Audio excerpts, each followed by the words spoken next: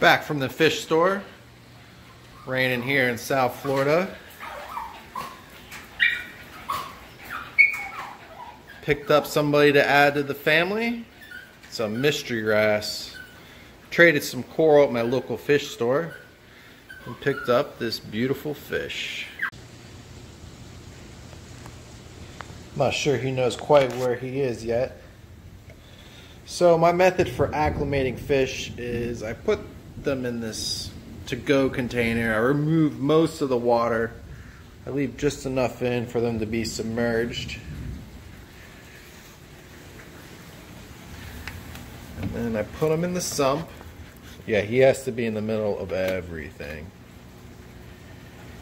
I use this small plastic clamp to hold the container in the sump and slowly drip using a slightly modified IV drip line. I stick it through a slot here in the weir to hold it in place. I always make sure to clear out the tube before I start adding water to the container with the fish. My thought is the salt crust inside the tube will initially change any of the parameters of the water that may be undesirable for the fish or coral. I usually try to double or triple the water volume over the course of about a half hour to an hour, and then add the fish to the display. This is the first feeding since I purchased the mystery wrasse. He's confined himself to the main cave. He is picking at the food inside of the cave, but hasn't quite worked up the courage and made his way out to join the rest of the fish. He is the smallest fish in the tank currently, and I think that may be a good thing, as when they're larger they do get quite aggressive. He's hanging out in the cave with his buddy, the cleaner shrimp. The cleaner shrimp seems confused and offers cleaning, and he's kind of giving this sinister look back like, yeah, once I put on an inch in size, you're gonna be my dinner. Well, I'm gonna hope this is not the case. So far he seems rather peaceful. No hermit crab losses or any aggression towards other fish. Rather, he's the victim of bullying from the current queen of the tank, Fiji. Mystery wrasse over the past week has made his way out of the rock structure, kind of weaves and bobs his way in between the colonies and the rocks. He's always nipping at something. And he's got a very inquisitive nature, always looking around. He does get a little bit bullied by the bigger anthea. I've been saving my frag plugs over the past 4 years and they came to good use, but I'm now out, so I ordered 3 different types to experiment with different sizes and shapes. I'm gonna go ahead and rinse them in RODA water and then pre-soak them in this mesh bag in the sump to avoid excess algae. Never cut an Acan frag before. This colony broke loose off the glass. You could see the bare spot. The flow carried it over. This is what it looks like on the bottom. I'm going to use this opportunity to attempt to frag it with a pair of bone cutters. I'm not too sure how it's going to go.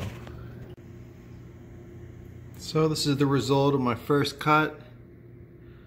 This little head that I nipped off the side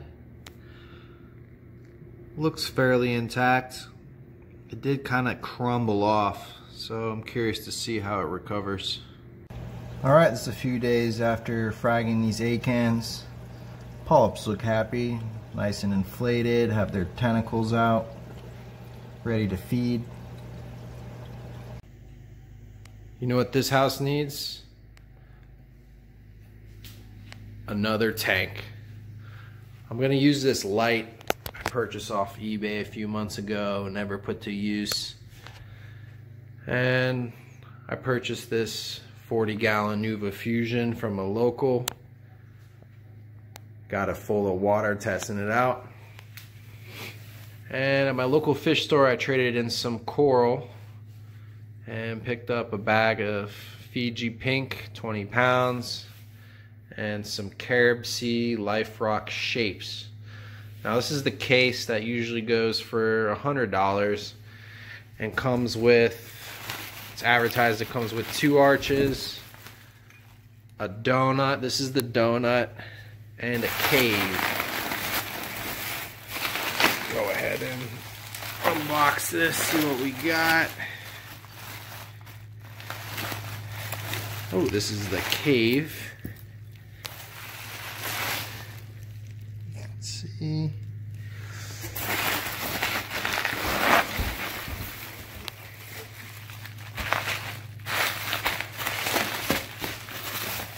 Wow, I'm loving this branch. Perfect for mounting corals off on these little points.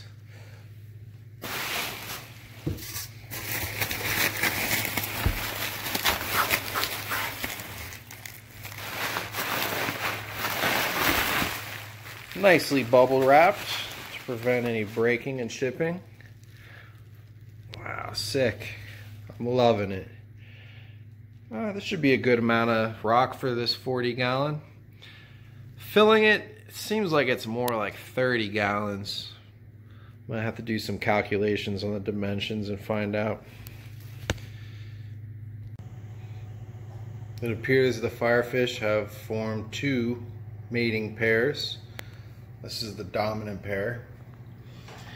And these 2 used to live in separate rock structures, but they're side by side now for the last few days. I'm glad they could keep each other company. Tank is set up, water is cleared up. This is the scape I went with the Life Rock shapes. I'm pretty happy with it. The only thing I'm not happy with is the noise on this cheap LED black box from eBay.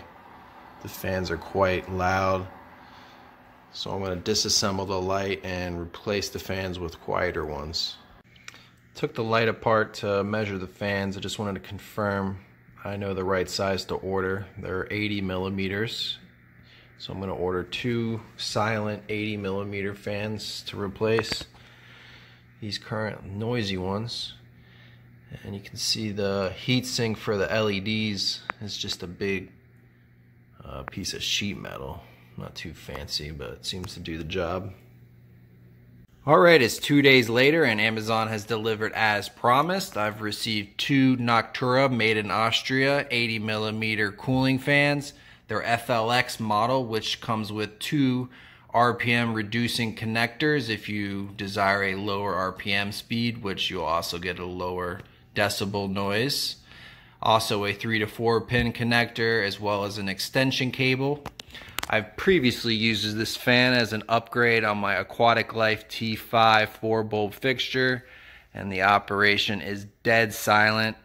They're advertised at 15 decibels. I would think it's actually less than that. They're $15 a piece, which is quite pricey for this $100 LED light fixture.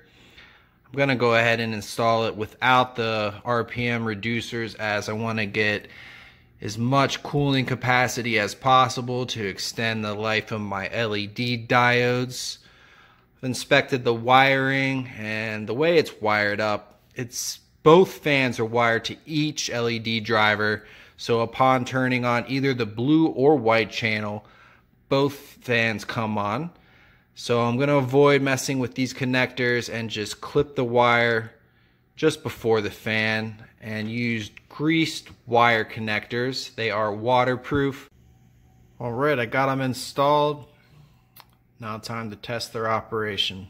I got the light back on the tank. The audible level of the replacement Noctura fans is about 20 to 30% of the stock ones, and I plan to use these fans in all of my future cooling projects.